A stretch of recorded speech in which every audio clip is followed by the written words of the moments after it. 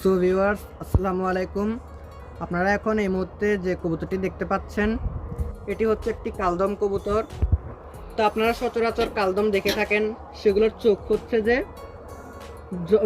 মানে সাদা চোখ, ক্রিম চোখ, মানে সাফ চোখ বা ক্রিম চোখ যেটাই বলেন, ওই ধরনের চোখ। আর এই কবুতরটি দেখেন, এটার চোখ হচ্ছে হলুদ কালারের ভিতর দানা দানা। এটাকে ইন্ডিয়াতে জলসা চোখের কবুতর বলা হয়। তো জলসা চোখের মধ্যে এটি হচ্ছে একটি গিরিবাজ কবুতর।